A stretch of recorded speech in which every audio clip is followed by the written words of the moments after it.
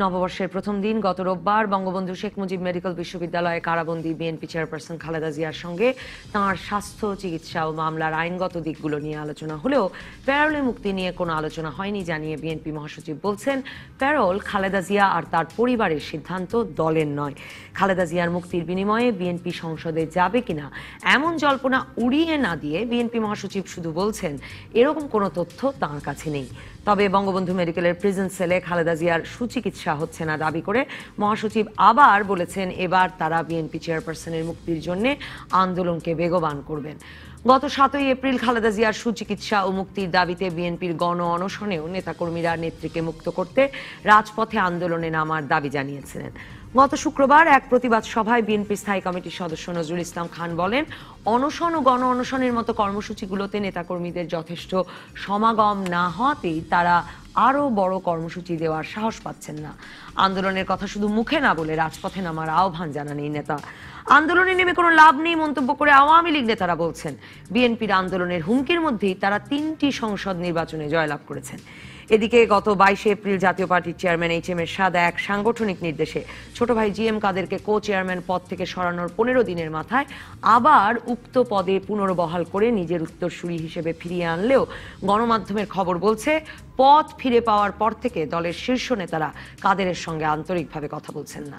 এসব নিয়ে আলোচনায় আজ রাজখান স্টুডিওতে আছেন বাংলাদেশ আওয়ামী লীগের সংস্কৃতি বিষয়ক সম্পাদক অসীম কুমার উকিল এমপি, বিএনপির যুগ্ম মহাসচিব সৈয়দ মোয়াজ্জেম হোসেন আলাল এবং জাতীয় পার্টির প্রেসিডিয়াম মেম্বার এটিইউ তাজ রহমান। স্বাগত আপনাদের তিনজনকে।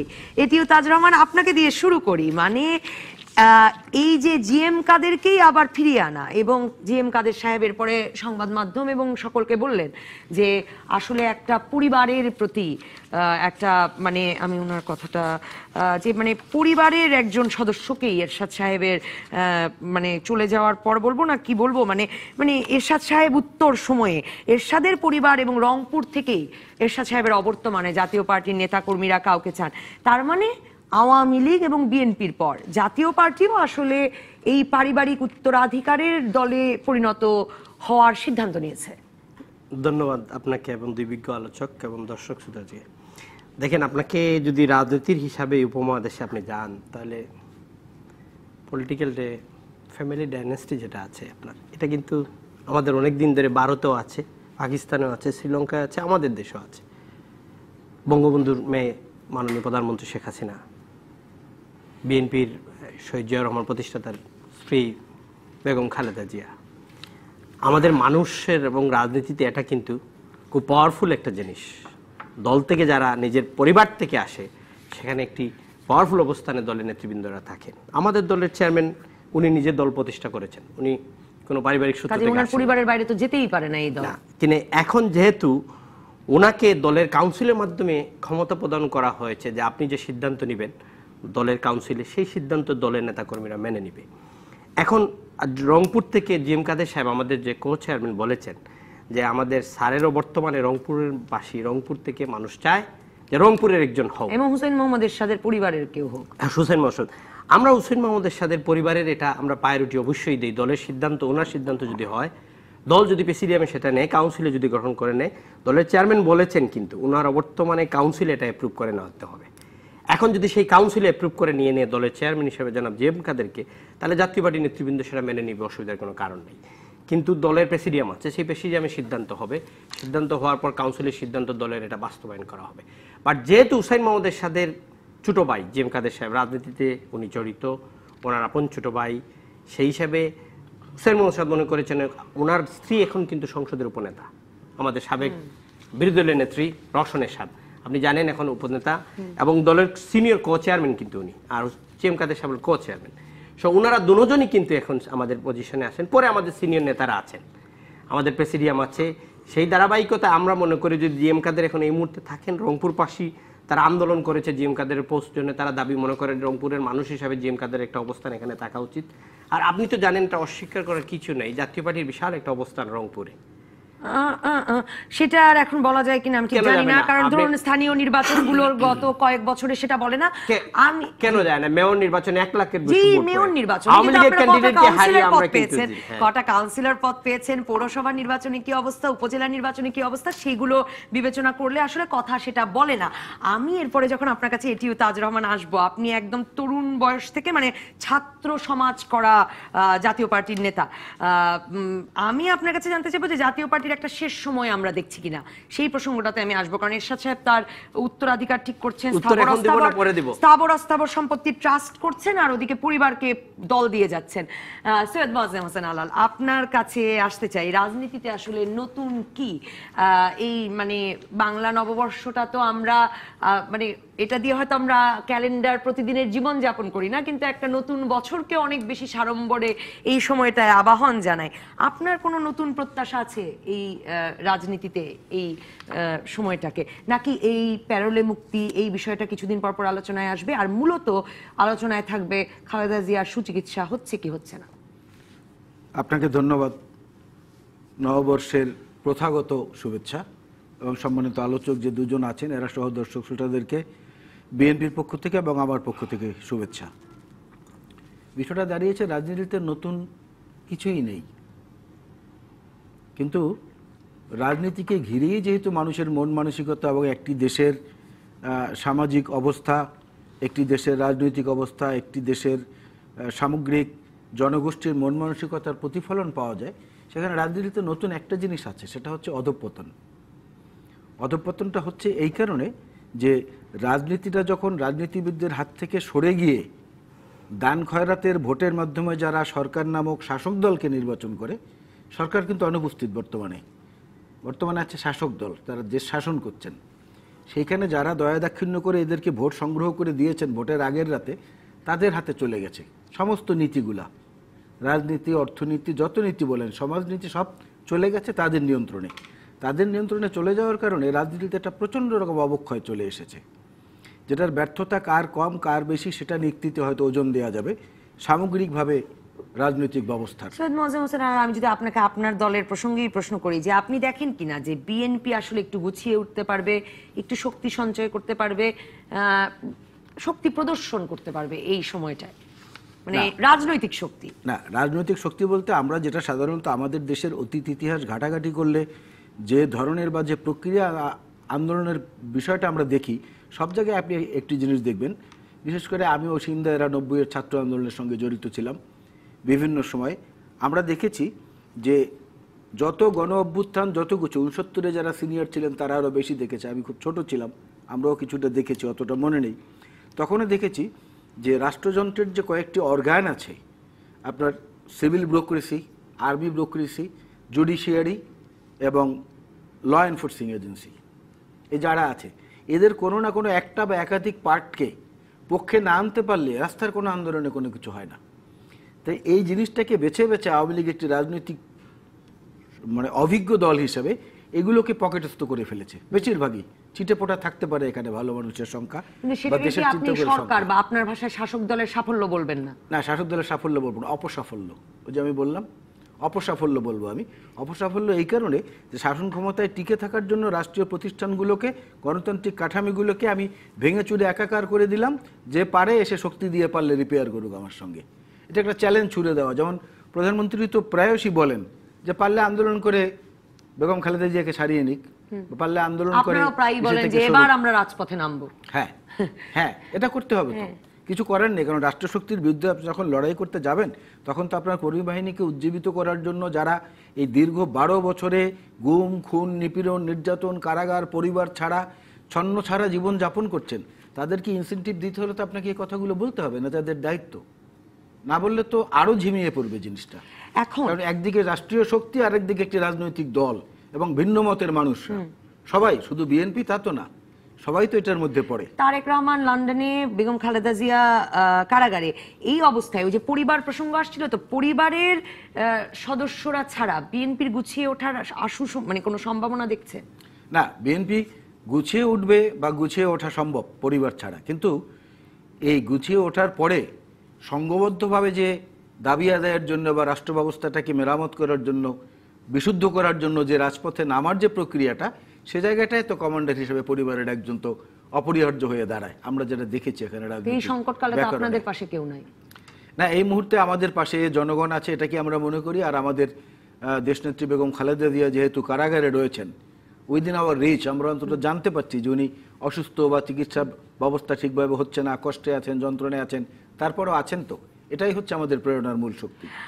আমি এরপরে যখন আপনার কাছে আসবো, আমি আসলে জানতে চাইবো যে প্রশ্নটা এখন অসীম কুমার উকিলকে করতে চাই। অসীম কুমার উকিল এমপি, আপনার কাছে জানতে চাই যে ক্রমেই মানে মানে ওই যে বলছিলাম যে মানে জাতীয় পার্টির চেয়ারম্যান এরশাদ সাহেব রাতে বাসায় থাকতে ভয় পাচ্ছেন, প্রায় সিএমএইচে চলে যাচ্ছেন, সকল স্থাবর অস্থাবর সম্পত্তির ট্রাস্ট গঠন করে দান করে দিয়েছেন। মানে এক রকমের মানে কিভাবে বলি, মানে তিনি তার অবর্তমানে কি করে চলবে সেসব প্রস্তুত করছেন। আর অন্যদিকে বিএনপির এই অবস্থা, মানে আওয়ামী লীগ এককভাবে আছে, টিকে আছে। আপনার কাছে আমি আসলে জানতে চাই যে এই অবস্থায় আপনি মনে করেন কিনা, আজকেও আমাদের রিপোর্টেই বিএনপির আইনজীবীরা বলেছেন যে তারা মনে করেন না আইনি প্রক্রিয়ায় তারা খালেদা জিয়াকে মুক্ত করতে পারবেন। বিএনপি মহাসচিব যে খালেদা জিয়ার মুক্তির বিনিময়ে বিএনপির এমপিরা সংসদে যাবেন, এই কথাটিকে বলছেন যে এইরকম তথ্য তার কাছে নেই, তিনি যে সরাসরি অস্বীকার করছেন না, এরকম কোনো আলাপ আলোচনা চলছে কিনা? আপনাকে ধন্যবাদ। মানে এই নববর্ষের প্রথম প্রহর এখন আমরা অতিক্রম করিনি। প্রথম প্রহরে নববর্ষের আপনাদের সকলকে শুভেচ্ছা। টেলিভিশনের সামনে বসে দেশ বিদেশের যারা অনুষ্ঠান দেখছেন তাদের সকলকে শুভ নববর্ষ প্রত্যাশা করি। কবিগুরুর ভাষায় হে নতুন দেখাতে কারবার জন্মের প্রথম শুভক্ষণ, জন্মের প্রথম শুভক্ষণের মতো আমাদের না, আমরা তো সেটাই আমরা নতুনদের মানে আগামী দিনগুলো আরো সুন্দর হবে সেই প্রত্যাশা। রাজনীতিময় হবে, রাজনীতিময় একটি সুন্দর বাংলাদেশ হবে। যেভাবে আমরা নববর্ষটা দেশব্যাপী আবার বৃদ্ধ বনিতা ধর্ম বর্ণ নির্বিশেষে ধনী গরিব নির্বিশেষে এনজয় করেছি, উপভোগ করেছি, পালন করেছি, তার হাত ধরে সামনের দিনগুলো এরকম সুন্দর হবে সেটি প্রত্যাশা ব্যক্ত করছি। আপনি এই জাতীয় পার্টির বিষয়টা আনতে গিয়ে মানে একটু শুরুতে আর কি সূচনাতে একটু ফ্যামিলি ডাইনেস্টি ওয়ার্ডটা ইউজ করেছে নাকি না। আমি ব্যক্তিগতভাবে এই ওয়ার্ডটার বিরুদ্ধে আর কি না। আমার দলের নেতা কর্মীরা যাকে চাচ্ছে তাকে বানাচ্ছে না, সেখানে আপনার সমালোচনা থাকবে না, আমি তা বলি না, কিন্তু আপনার আপত্তি থাকার বিষয়টা আমি ডিফার করছি আর কি। আমার আপত্তি নাই, আমার আপত্তি নাই। আমি বলেছি যে জাতীয় পার্টিতেও এটা একরকম ঘোষিত হলো কিনা। আর আমি অবশ্যই, আমার মনে আছে যে আওয়ামী লীগ সভানেত্রী বিদেশে ছিলেন শেখ হাসিনা, যখন তাকে কাউন্সিলে নির্বাচিত করে বঙ্গবন্ধু কন্যাকে নিয়ে আসা হলো, এগুলি আছে। সেটা আমার মনে আছে। আমি যেটা বলেছি যে আপনি মানে অ্যাড্রেস করতে পারেন যে বিষয়টাতে আর কি না, যে যোগ্যতা অযোগ্যতা নিয়ে অবশ্যই কথা বলতে পারেন। সেটা যোগ্যতা, সীমাবদ্ধতা, এগুলি নিয়ে কথা বলা যায়। উত্তরাধিকারের বিষয়টা এরাই দলের উত্তরাধিকার দল ঠিক করবে, পরিবারের উত্তরাধিকার পরিবার ঠিক করবে, এবং সবাই মিলে যখন বলছে এটা হবে। জাতীয় পার্টির চেয়ারম্যানের বয়স হয়েছে, অসুস্থতা আছে, হয়তো এটা এই যে গুছিয়ে নিচ্ছেন, গুছিয়ে নেওয়াটা তো অন্যায় না, গুছিয়ে নেওয়াটা পর্যন্ত এটা নেতৃত্বের একটা দূরদর্শী সিদ্ধান্তের ব্যাপার। সেই জায়গা থেকে উনি বিষয়টা গুছিয়ে দিচ্ছেন। কি হবে এটা ভবিষ্যতে জাতীয় পার্টির নেতা কর্মীরা, দেশের মানুষ বলবে, আমরা ততক্ষণ অপেক্ষা করি। উনি এরশাদ সাহেব রাতটা কোথায় কাটাচ্ছেন বা জিএম কাদেরের কি ভূমিকা, তার চেয়ে তো বড় বিষয় যে জাতীয় পার্টিটা ঠিক মতো চলছে কিনা, বা বিএনপি ঠিক মতো চলছে কিনা। চলছে। আপনার বিএনপি মহাসচিবের যে আজকের যে বক্তব্যটা উনি স্পষ্টতই বলেছেন, প্যারোলে মুক্তির বিষয়টি বিএনপির চেয়ারপারসনের পারিবারিক বিষয়, এই বিষয়ে আমরা আর কোনো কথা নেই। এটা মিডিয়াতে যেটা প্রচারিত হয়েছে শুনেছি, এবং তার পরের কথাটুকু যেটাকে আপনি বলছেন যে এটাও বলেছেন এই বিএনপির সংসদ সদস্যদের শপথ নেওয়ার সুযোগ আছে কিনা না। এই বিষয়টা আমি একজন রাজনীতির মাঠের কর্মী হিসাবে মনে করি বিএনপি মহাসচিবের বক্তব্যটা অত্যন্ত গুরুত্বপূর্ণ, এবং নববর্ষের প্রথম প্রহরে আমার যে প্রত্যাশা, সেই প্রত্যাশার সাথে সঙ্গতিপূর্ণ। কি হবে মানে আমি সরাসরি আপনার প্রশ্নের উত্তর দিতে পারছি না যে কি হচ্ছে বা কি হবে, কারণ আমি এটা সাথে পরিবার কি পারিবারিক নেতার পরিবারের কেউ নির্বাচিত হলে আমার কোনো আপত্তি নাই, কিন্তু দল নির্বাচন করলেও নিশ্চয়ই কোনো আপত্তির কোনো প্রশ্নই ওঠে না। কিন্তু আমি আসলে প্রশ্নটা ওই জায়গায় নিতে চাই, অসীম কুমার উকিল এমপি, আপনার কাছে ফিরে, যে খালেদা জিয়া জেলে, তারেক রহমান দেশে ফিরতে পারবেন না আপনারা যতদিন ক্ষমতায় আছেন, এরশাদ সাহেবের শারীরিক অবস্থা খুব খারাপ, মানে রাস্তা ক্রমেই পরিষ্কার হচ্ছে কিনা আওয়ামী লীগের জন্য, মানে সেদিক থেকে দলগুলো যে অগোছালো হয়ে যাচ্ছে এই পরিবারগুলোর অনুপস্থিতিতে, সেই প্রভাবটার কথা আমি আলাপ করতে চেয়েছিলাম। আর এই সংসদে যাওয়া না যাওয়া বিএনপির, এই নিয়ে আলাপ করবো একটা বিরতির পর।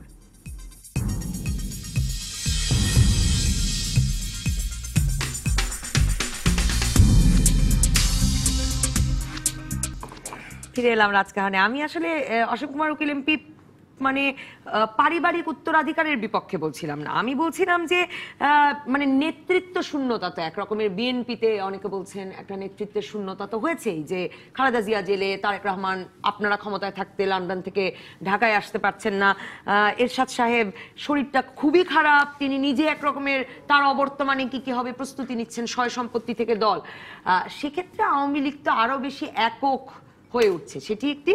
আর খুব সিগনিফিকেন্ট কিনা যে বিএনপি মহাসচিব বলছেন যে মুক্তির বিনিময়ে, খালেদা জিয়ার মুক্তির বিনিময়ে বিএনপি সংসদে যাবে কিনা এমন তথ্য তার কাছে নেই, তবে তিনি বলেন নাই যে প্রশ্নই ওঠে না।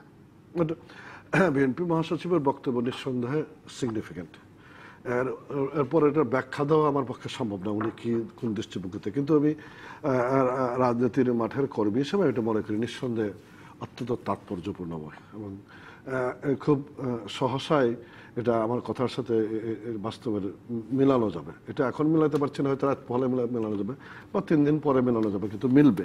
30 এপ্রিলের আগে না, এটা এপ্রিল বিষয় না, 30 এপ্রিলের মধ্যেই তো শপথ নিতে হবে। হ্যাঁ, এটা মিলবে, মিলার জায়গাতে আছে, এবং এটা আমি যথার্থই মনে করি আর কি। আমি আপনি তারেক রহমানের ব্যাপারে একটা কথা বলছেন, বিএনপির সিনিয়র ভাইস চেয়ারম্যানকে আমরা আসতে দিচ্ছি না দেশে, না আপনারা থাকতে আসতে পারবেন না, মানে দ্যাট ইজ হিজ চ্যাপ্টার।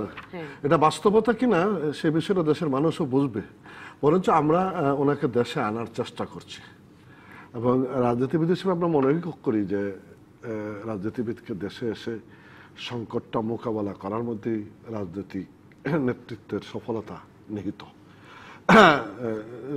যে কোনো পরিস্থিতি মোকাবেলা করে সিদ্ধান্ত নিয়ে অগ্রসর হওয়াটাই রাজনীতিবিদের কাজ। সেক্ষেত্রে বিএনপির senior vice chairman Tarique Rahman দেশে ফিরবেন, সামগ্রিক পরিস্থিতি মোকাবেলা করবেন, এগিয়ে যাবেন, সেটাই প্রত্যাশিত।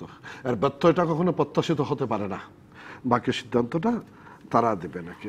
রাজনীতির মাঠের খালেদা জিয়ার মুক্তিটা কি জামিনে হবে নাকি প্যারোলে হবে, মানে স্বরাষ্ট্র মন্ত্রণালয়ের এটা বাস্তব অবস্থার বাস্তব বিশ্লেষণ করে বলা যাবে। এই মুহূর্তে তো আমি সিদ্ধান্ত নিতে বলতেছি না, কিন্তু বিনিময়ে হবে, বিনিময় এটা না না এইগুলো জানার বিষয়ও না। সংসদে আসবেন বিএনপির সঙ্গে, হ্যাঁ, বিএনপি মানে সংসদে আসার জন্য নির্বাচন প্রক্রিয়া অংশগ্রহণ করেছে। বিজেপি একদা পার্লামেন্টে একটা মেম্বার নিয়েছিল, যাত্রা শুরু করেছিল, দেশ চালাচ্ছে, এবং নির্বাচনের পূর্বাভাসে বলছে যে আগামীতেও আসবে। আমরা 1979 নির্বাচনে আমাদের কয়জন ছিল, আমরা পার্লামেন্টে ছিলাম না, কয়জন ছিল? 29 জন। 29 জন না, তাও তো অনেক অনেক না না, অনেক না। তারপর আপনি যেটা বলতেছিলেন রাজনৈতিক শূন্যতা, রাজনীতির মাঠটা কিন্তু এটা রিলে রেসের মতো। রিলে রেসের ট্র্যাক কিন্তু ফাঁকা থাকে না, এটা কভার করে। কে কভার করবে, কিভাবে কভার করবে, মাঠ বলে দিবে। কাউকে জোর করে ঠেকানো যায় না। 15 আগস্ট জাতির জনক বঙ্গবন্ধু শেখ মুজিবুর রহমানকে সপরিবার হত্যার মধ্য দিয়ে যেমন রাজনীতিতে শূন্যতা সৃষ্টি করতে পারেনি, 21 আগস্টের ভয়াবহ গ্রেনেড হামলা করেও মানে আওয়ামী লীগের অগ্রগতিকে রোখা যায়নি। এটা কাউকে রোখার কোনো ব্যাপার না, কিন্তু রাজনীতিতে যে অপশক্তির বিকাশ ঘটেছে 75 বাংলাদেশে, রাজনীতির স্বাভাবিক প্রক্রিয়ার বাইরে এসে যারা রাজনীতির নিয়ন্ত্রক শক্তি হতে চেয়েছে, যারা 71-এর পরাজিত শক্তি, 71-এর ঘাতক দালাল, 75-এর ঘাতক, 73 নম্বরের ঘাতকদেরকে নিয়ে রাজনীতি করতে চেয়েছেন, তাদের রাজনীতির পরিণতির জন্য অপেক্ষা করতে হবে। আমি যদি ওই জায়গাটি ধরি সৈয়দ মোয়াজ্জেম হোসেন আলাল, মানে মনে হচ্ছে অসীম কুমার উকিল এমপির কথায় যে অনেক নতুন কিছু উনি প্রত্যাশা করছেন। এক, বিএনপির সংসদ সদস্যরা সংসদে যাবেই, আমি আপনার কাছে প্রথম, আর দ্বিতীয়ত কোনো শূন্যতা আসলে থাকে না, মানে নেতৃত্বের শূন্যতা বলে কিছু থাকবে না।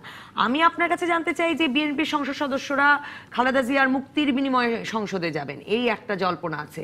একটা সময় জল্পনা ছিল আপনারা নির্বাচনে যাবেন, খালেদা জিয়ার মানে জামিনের বিনিময়ে, সেটা হয় নাই। নির্বাচনে গেছেন, খালেদা জিয়ার জামিন হয় নাই। মানে আপনার মনে হয় কিনা যে এরকম কোনো আলোচনা চলছে বলেই বিএনপি মহাসচিব, মানে এই ধরনের প্রশ্ন তো আমরা রাজনীতিবিদদের খুব রেগে যেতে দেখি, প্রশ্নই ওঠে না কিসের নির্বাচন, এমনকি খামোশ, কিন্তু আমরা এরকম কিছু শুনিনি। না, ঠিক আছে, বিষয়গুলো হচ্ছে আপনি তো জিজ্ঞেস করেছেন যে রাজনীতিতে নতুন কি। দাদা, বাংলা নববর্ষ তো আমরা পালন করলাম গতকাল, কি বাংলা সন কত এখন? 1426। আরে আপনি কেন রিপ্লাই দিলেন? আচ্ছা। না, আমি কিন্তু ওখানে 26টা বেরিয়েছে। হ্যাঁ 1426, আজকে হলো 2রা বৈশাখ। অনেকের কাছে এই হিসাবটাও কিন্তু নেই, আবেগে কথা বলে ফেলি আমরা, অনেক কিছু বলে ফেলি। খুব স্বাভাবিক। অনেককে জিজ্ঞেস করলে এটা বলতে পারবে না। খুব স্বাভাবিক। সাধারণত আমরা ওই ক্রিশ্চিয়ান এরা হ্যাঁ, সবকিছু তো করি, মানে এটা তো এখন উৎসবের উপলক্ষ। সব জায়গায় এখন জিনিসটা হচ্ছে যে মানবিকতা হচ্ছে সবকিছুর ঊর্ধ্বে।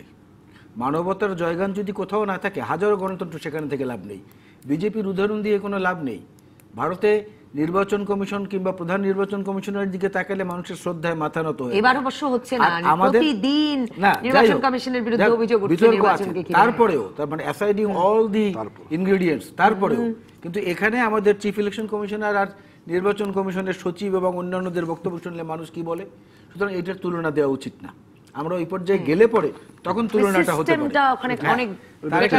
দাদা বললেন তারেক রহমানকে তারা আনতে চাচ্ছেন, হ্যাঁ ধরে বেঁধে আনতে চাচ্ছেন, যে ধরে বেঁধে এনে তারপরে সুইমিং পুলে ফেলে দেবো বা খালে ফেলে দেবো, সাঁতার কাট। আমি ওইটা বললাম না, ওইটা আমি বললাম না, আমার মুখ থেকে বলা ওটা ঠিক না। ধরে বেঁধে নিয়ে আসার চেষ্টা করছেন অনেক দিন ধরে। আর বেগম খালেদা জিয়ার মুক্তির বিনিময়ে শপথ, এটা অমানবিক মনে হয় আমার কাছে, একটা মানে ইনহিউম্যান। এই বাংলাদেশে এই যে সাম্প্রতিককালে যেটা ঘটছে, আপনি এই বেগম খালেদা জিয়ার মুক্তির বিনিময়ে শপথ, আপনি জানেন এই নুসরাত রাফির কথা অনেক আলোচনা হয়েছে, আলোচনা করতে চাই না, কারণ বুকের মধ্যে তাপ যন্ত্রণায় মোচড় দিয়ে ওঠে এবং ইচ্ছা করে যে সব কিছু আশেপাশে ধ্বংস করে আমি নিজেও শেষ হয়ে যাই। এই চুরিহাট্টার আগুনে বৃষ্টি এবং দোলা, দুই বান্ধবী শিল্পকলা একাডেমিতে অনুষ্ঠান করে ফিরছিলেন, ওইখানে মারা গেছে।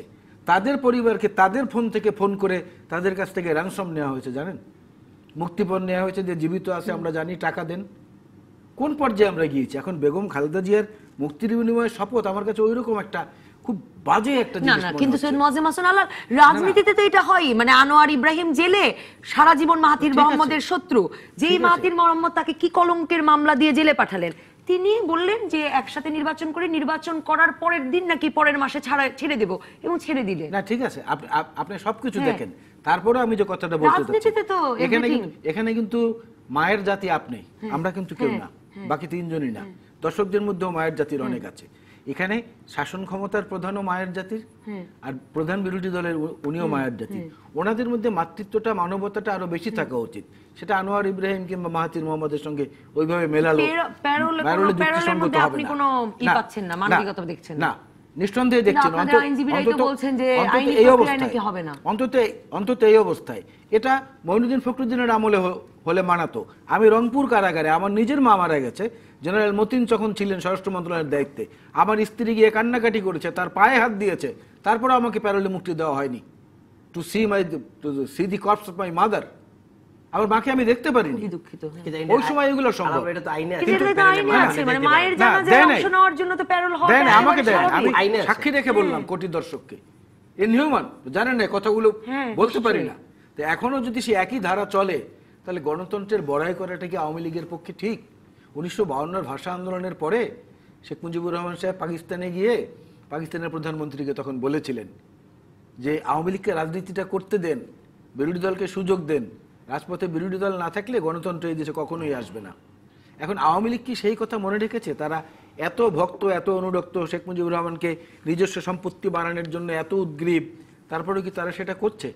আমরা সিদ্ধান্ত নেব বেগম খালেদা জিয়ার জীবন নিয়ে তো আমরা কোনো রাজনীতি করব না।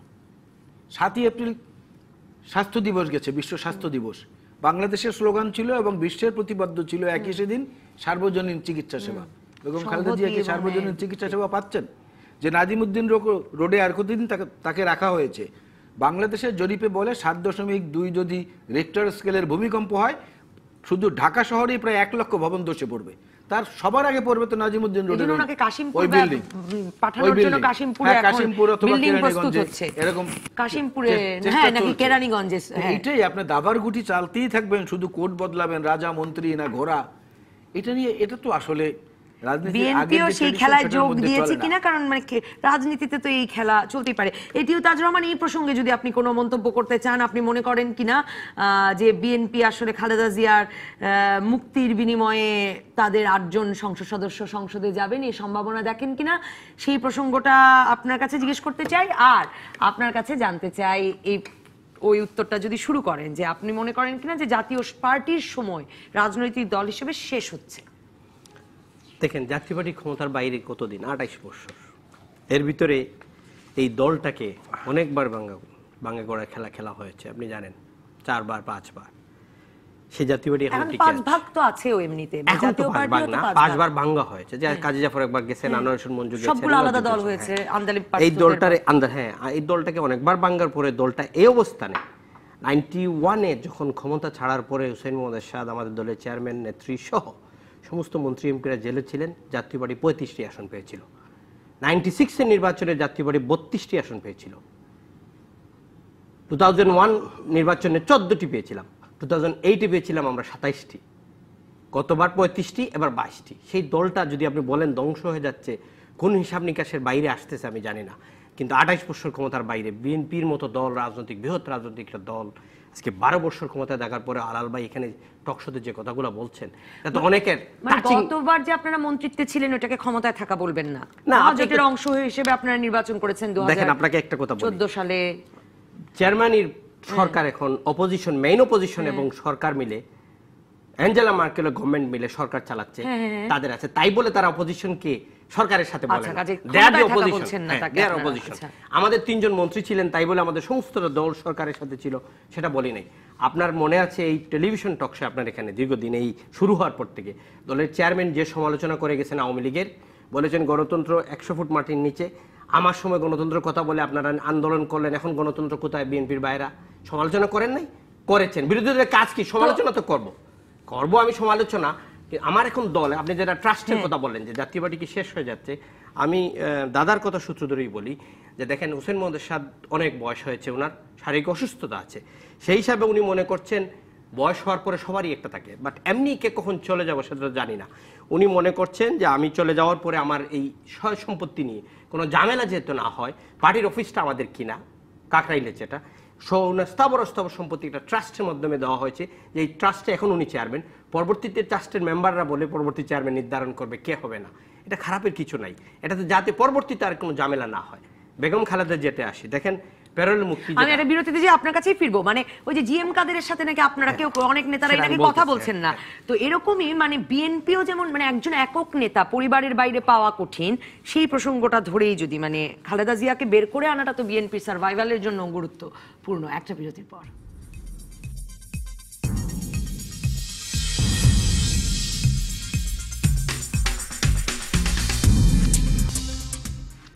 ফিরে এলাম রাজকাহানি। এটি তাজুর রহমান, খালেদা জিয়ার মুক্তির বিনিময়ে বিএনপি সংসদে যাবে কিনা এই প্রসঙ্গে বলতে শুরু করেছিলেন। দেখেন, আমি বিএনপির এটা রাজনৈতিক তাদের সিদ্ধান্ত যে কোনটা নিলে ভালো হয়, যেটা মির্জা ফখরুল সাহেব বলেছেন। কারণ আপনি জাতীয় পার্টির এই রাজনীতির মানে এরশাদ সাহেবের জেলের ভেতরেও তো মানে বিএনপির প্রতিনিধিরা আলোচনা করতে গিয়েছিলেন, কাজেই রাজনৈতিক আমি আপনাকে এটা দিচ্ছিলাম যে আমাদের এই বাঙ্গাগোড়ার খেলাতে, যদি বলে এই বাঙ্গাগোড়ার খেলাতে যখন আপনার 2001-এর নির্বাচনে আপনার সিট ভাগাভাগি নিয়ে যা হলো, তখন বিএনপি কিন্তু আমাদের দলের চেয়ারম্যান 96-এ দলের চেয়ারম্যান কিন্তু জেলে ছিলেন। বিএনপির সময় আমরা 6 বছর জেলে ছিলেন। তখন বিএনপির প্রপোজাল দিল আপনাকে রাষ্ট্রপতি করা হবে, মন্ত্রিত্ব দেওয়া হবে, আমাদের আসেন। এখানে কিন্তু শর্টফল ছিল সরকার গঠন করার জন্য বিএনপিরও আওয়ামী লীগেরও।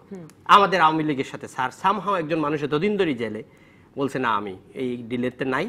আমাদের অনেক সিনিয়র আপনাদের এখানে টকশো করেন, ওনারাও কিন্তু এই প্রপোজাল নিয়ে গেছিলেন, আমি বলতে চাই না। স্যার বলছেন না হবে না, তখন আওয়ামী লীগের সাথে ফার্স্ট টাইম বঙ্গবন্ধুর পরে 75-এর পরে আওয়ামী লীগ 96-এ ক্ষমতায় আসলো আমাদের সাথে নিয়ে, 5টা আসন ছড় ছিল।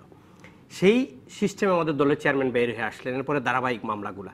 এখন বিএনপি চেয়ারপারসন জেল থেকে বের হওয়ার সাথে তো আসলে আমি ওই জায়গাটাই যেতে চাচ্ছি না, মানে একটা রাজনৈতিকভাবে কিন্তু রাজনৈতিক আপোষ রফা আলোচনার সম্পর্ক আছে। প্যারালের যে মুক্তিটা, এটা কিন্তু বিএনপি অ্যাপ্লিকেশন করতে হবে, স্বরাষ্ট্র মন্ত্রণালয়ের এখতিয়ার আছে সেটা দিতে পারে। আইনে 2 জন উকিল আমার পাশে বসা আইনে জেল কোড অনুযায়ী উকিল না, উনি পৈতৃক সূত্রে উকিল নাম তাই উনি আজকে বলেছেন উনি উকিল। না, আমি বলছি lawmaker, I am not a lawyer, lawmaker. এখন হলো আপনার আইনে বলা আছে যদি মারা যায়, জালাল ভাই একটা কথা বললো, টাচি একটা ওয়ার্ড বললো, ওনার মা মারা যাওয়ার পরে তৎকালীন কেয়ারটেকার গভর্নমেন্ট নামের যেটা আর্মি ব্যাক গভর্নমেন্ট, সেই গভর্নমেন্টের মতিন সাহেব এত বড় বড় কথা বলেছিলেন যে ধর্ম রাজনীতিতে টোটালি একদম রাজনীতি বিদ্রোহ এমিনেট করার জন্য যে পয়তারা ছিল তার একজন, উনি ওনার মায়ের সময় দিতে পারেন। ওয়ার ইজ প্যানেল কোড লেখাই আছে যে আপনার মা আত্মীয় কেউ মারা যান আপনি যেতে পারবেন। ক্ষেত্রে আবার সেই রকম কোনো গ্রাউন্ড না, গ্রাউন্ড নেই। কিন্তু যদি অ্যাপ্লিকেশন বিএনপি করে, স্বাধীন মালিক সাহেবের সেদিন কোর্ট দেখলাম বলেছেন যদি বিএনপি অ্যাপ্লিকেশন করে সরকারের এটা এখতিয়ার আছে, যদি চায় তার প্যারেলে দিতে পারে, স্বরাষ্ট্রমন্ত্রী প্যারেলে দিতে পারে। এখন যদি বিএনপি মনে করে যে প্যারেলে মুক্তিতে যাব, বিএনপি তো বলছে না আমরা হাইকোর্টের মাধ্যমে কোর্টের মাধ্যমে আদালতের মাধ্যমে মুক্তি হবে, বাট উনি যদি অসুস্থ হয় তার রাজনৈতিক এই ফয়সালাতে বিএনপি এটা নেগোসিয়েশন বাট র্যানসাম যেটা যে আপনি সংসদে আসবেন মুক্তি হবে, এটা যেমন আল্লাহ বলছেন এটা হয় না যে সংসদে আসেন তারপরে মুক্তি, তাহলে তো এই এটা আপনি হয় না কেন? মানে এরশাদ সাহেবের কাছে প্রস্তাব গেল আপনি প্রেসিডেন্ট হন, আপনি আমাদেরকে প্রয়োজনীয় সিটের ভাগ দেন, আমরা সরকার গঠন করি, আপনার মুক্তি হবে, সেই রাজনীতিটা হবে না কেন? আওয়ামী লীগের সাথে উনি 5টা আসন দিলেন, দেখেন না আপনাকে আমি সেটাই বলতে এলো উনি বেরিয়ে এলেন জেল থেকে। আমি সেটাই বলতে চাচ্ছি যে সেই রাজনীতি শিকার আজকে বিএনপি। হ্যাঁ, আওয়ামী লীগ আজকে যেটা করছে বিএনপি শিকার, বিএনপি শিকার ছিলাম আমরা। আমাদের এই রাজনৈতিক দলগুলো এটা থেকে আমরা বেরিয়ে যদি না আসি, এটা কিন্তু আমরা রেখে যাবো আগামী প্রজন্মে।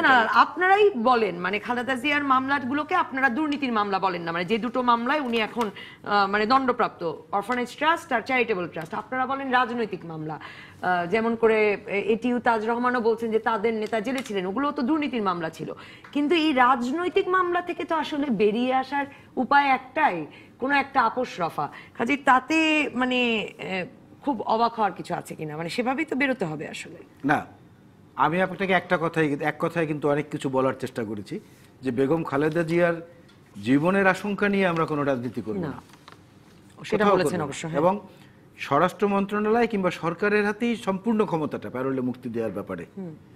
কিন্তু প্যারোল সংক্রান্ত কোনো আলোচনা দলীয় ফোরামে কোথাও হয়নি আমার জানা মতে অ্যাটলিস্ট। এবং আপনি জানেন আমি যে একজন রেগুলার অ্যাক্টিভিস্ট, হয়নি আমার নলেজ অন্তত নেই। আজকে মহাসচিবও বলেছেন যে এটা দলের ব্যাপার না, এটা পরিবারের এবং খালেদা জিয়ার ব্যাপার। তো সেটাকে আমি ওইটা বলেই বোঝানোর চেষ্টা করেছি। বরং কিছু কিছু জিনিস আমার কাছে খুব সিগনিফিক্যান্ট মনে হয়। এই সিগনিফিক্যান্ট কথাটা অসীম দাও বলেছেন যে একটা বিষয়কে অবতারণা করে। আমার কাছে সিগনিফিক্যান্ট মনে হয় যে ইদানিংকালে শাসক দলের প্রধান নেত্রী শেখ হাসিনা উনি কয়েক দফা বলেছেন কথাটি যে বাকশাল প্রথা যদি থাকতো, বঙ্গবন্ধুর বাকশাল ওনার কথা অনুযায়ী, তাহলে এই ধরনের বিতর্ক দেশে এটা থাকতো না এবং আরো অনেক অবস্থার উন্নতি হতো। স্থানীয় নির্বাচনে যোগ্য লোক উঠে আসতো, নির্বাচন নিয়ে এত প্রশ্ন উঠতো না। রাইট, উনি যে বারবার এই কথাটা বলছেন এইটা খুব সিগনিফিক্যান্ট আমাদের কাছে মনে হচ্ছে। জন্য সেই দিকেই দেশটাকে নেয়ার জন্য যারা সমালোচনাও করছেন তারাও শত্রু, যারা রাজনৈতিক প্রতিপক্ষ তারাও শত্রু, আর বন্ধু হবে সেই জন যারা গভর্নমেন্ট মেশিনারিতে বা স্টেট মেশিনারিতে বসা আছেন, তাদের জাত অজাত যাই থাকুক না কেন তারা হবেন বন্ধু। এই প্রক্রিয়ায় বোধহয় শাসক দল যাচ্ছে। এটার মধ্যে দিয়ে কোনো কিছু নিশ্চয়তা দেওয়া যায় না, কোনো কিছু নিশ্চিত না। আপনি বলেন তাহলে তো আমি কোনো সম্ভাবনা দেখি না প্যারোলে খালেদা জিয়ার মুক্তি। না, কোনো ক্ষেত্রেই কোনো সম্ভাবনা নেই। শুধু প্যারোলে বেগম খালেদা জিয়ার মুক্তি না, এই যে 6 মাসের শিশু থেকে 6 সন্তানের জননী পর্যন্ত ধর্ষণ এবং বেশিরভাগগুলোর পেছনে শাসক দলের কারণে করে প্রণোদনা। আপনি একটা সোনাগাজীর ঘটনাটায় দেখেন, এই নুসরাত রাফির এত বড় মর্মান্তিক দুঃখজনক ঘটনা কেঁপে উঠেছে সারা পৃথিবী, সারা জমিন। সেখানে সেই এলাকার নির্বাচনী প্রতিনিধি, এই কথিত 29শে ডিসেম্বরের নির্বাচনের প্রতিনিধি জেনারেল মাসুদউদ্দিন চৌধুরী কোথায়? তার কোন স্টেটমেন্ট দেখেছেন পত্রিকায়, টিভিতে কোথাও শুনেছেন তার একটা শোক বার্তা, তার একটা দাবি? উনি রাজনীতিতে নবাগত না, উনি হচ্ছে রাজকাহনের ওই যে দাবার কোর্টের যে মূল খেলোয়াড়, উনি সেইটা আর সবে তো এমপি হতে এলেন। সেইটা, হ্যাঁ, কিন্তু সবে এমপি হওয়ার অর্থ তো এই না যে এটা মানবতার ব্যাপারে কথা বলা যাবে না। আপনি কি বলছেন? Why he is keeping silent? তাহলে তার জবাব দিতে এটা কোথায়? এই অবস্থাটা তো আজকে সব জায়গায় দাঁড়িয়েছে, যে কারণে সবকিছু করতে পারছে। ওই যে আমি বলেছি, স্টেট মেশিনারির কোনো অর্গানের হেল্প ছাড়া বা কোনো অর্গানের পৃষ্ঠপোষকতা ছাড়া পৃথিবীর কোথাও কোনো আন্দোলন কখনো সফল হয়নি। বাংলাদেশ আর্মি যদি ওই সময়কার মহান নেতা শেখ মুজিবের আহ্বানে বা জিয়াউর রহমানের স্বাধীনতা ঘোষণার পরে সংগঠিত হয়ে যদি ঐক্যবদ্ধ না হতো, সিভিলিয়ানরা নামতে গেলে ভিয়েতনামের মতো অত দীর্ঘ সময় লাগতো। নিশ্চয়ই, এটাও একটা উদাহরণ। অসীম কুমার উকিল এমপি সেগুলো নাই। এই প্রশ্নটা কিন্তু তুলেছেন, আপনিও এবার প্রথম নির্বাচিত হয়েছেন ওই আইন প্রণেতা হিসেবে, জনপ্রতিনিধি হিসেবে সৈয়দ মোয়াজ্জেম হোসেন আলাল তো খুব গুরুত্বপূর্ণ প্রশ্ন তুলেছেন যে ওখানে তো আওয়ামী লীগের মানে গ্রেফতারও হচ্ছে না, আওয়ামী লীগের পৌরসভা চেয়ারম্যান, আওয়ামী লীগের নেতৃবৃন্দ এই নুসরাত রাফির ঘটনার সাথেও জড়িত। আসলেই তো এমপি কোথায়? এমপি বলতে হবে। জি, মানে এই জনপ্রতিনিধিদের তো এই আমার কথা দায়িত্বটাও হলো আছে। অবশ্যই অবশ্যই জনপ্রতিনিধিদের দায়িত্ব, এবং তার প্রধান দায়িত্ব তাকে আবার এই জনগণের কাছে যেতে হবে। এই প্রশ্নের যে প্রশ্ন আমাকে করেছেন, তার ভোটাররা এই প্রশ্ন তাকে করবে। আমার বিষয়টা এই জায়গাতে না, আমার বিষয়টা হলো যে এই মর্মান্তিক ঘটনাকে ঘিরে আমাদের সরকারের বা দলের, বাংলাদেশ আওয়ামী লীগের গৃহীত পদক্ষেপ সমূহ অথচ মানে তাৎক্ষণিক যুগোপযোগী সমস্ত পদক্ষেপগুলো গ্রহণ করা হয়েছে, মানে এটাকে বাঁচানো সম্ভব হয়নি সবকিছু চেষ্টা করার পরও। এটা কি কারণে মনে হচ্ছে আপনার যে মানে আওয়ামী লীগের এখন যে অবস্থা, আপনাদের এই 8 জন এমপির কি এমন প্রয়োজন যে কারণে আপনারা খালেদা জিয়াকে প্যারোলে মুক্তি দিয়ে বা যে কোনো জামিনে মুক্তি দিয়ে সংসদে বিএনপিকে নেবেন? আমি কিন্তু এই আমার প্রয়োজনের কথা বলি নাই, আমি খুব চেষ্টা করতেছি বিষয়টা, আমি কিন্তু তা বলি নাই। আমি বরঞ্চ যেটা বলার চেষ্টা করেছি কি, একাদশ জাতীয় সংসদ নির্বাচনকে ঘিরে বাংলাদেশের রাজনীতির যে মেরুকরণ, সেই মেরুকরণটা এগিয়ে যাচ্ছে পজিটিভলি। একাদশ জাতীয় সংসদ নির্বাচনের একটি অংশগ্রহণমূলক নির্বাচন হয়েছে, সেটা একটি বড় মেরুকরণ।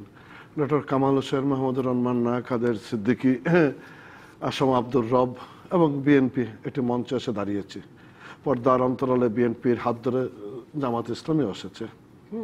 কিন্তু এটা একটি মেরুকরণ, একটি জায়গায় তৈরি হয়েছে, নির্বাচন অংশগ্রহণ করেছে। নির্বাচন পরবর্তী পরিস্থিতি হাঁটি হাঁটি পাপা করে এগিয়ে যাচ্ছে সম্মুখ পানে, সেটা দিয়ে এগিয়ে যাবে। সেখানে বিএনপির এমপিরা আসলে শপথ গ্রহণ করলে ভালো, না আসলে সংসদ ভেঙে যাবে বা সংসদের মহাক্ষতি হয়ে যাবে, আমি কিন্তু তা বলছি না। সেটি তার রাজনীতির স্বাভাবিক পথ পরিক্রমা এগিয়ে যাবে। তবে আমরা মনে করি যারা যে 2 জন সংসদ সদস্য ইতিমধ্যে শপথ গ্রহণ করেছেন গণফোরামের, তারা আজকে একটি টক শোতে দেখছিলাম, সুলতান মোহাম্মদ মনসুর আহমদ বলছিল আর কি, তাকে মানে ডক্টর কামাল হোসেনের রিয়াকশনটা নিয়ে যে প্রশ্ন করছিল আর কি, সেখানে উত্তর দিচ্ছিল আর কি যে সেটা কেউ যদি কোনো কমেন্ট করে তার ব্যাপার, আমাকে মানুষ ভোট দিয়েছে, সংসদে যাওয়ার জন্য আমি গিয়েছি। না না, মানে এবং ভবিষ্যৎ বলে দেবে কি হয় না, আমি সিদ্ধান্তটা আজকের মধ্যে রাখতে চাচ্ছি না। আমি মনে করি এগিয়ে যাচ্ছে দেশ সম্মুখ মানে, এবং সেটা এগিয়ে যাবে সবাই। অসীম কুমার উকিল এমপি, সৈয়দ মোয়াজ্জেম হোসেন আলাল, এটিও তাজুর রহমান, ধন্যবাদ আপনাদের। আপাতত বিদায় রাজকান্তি।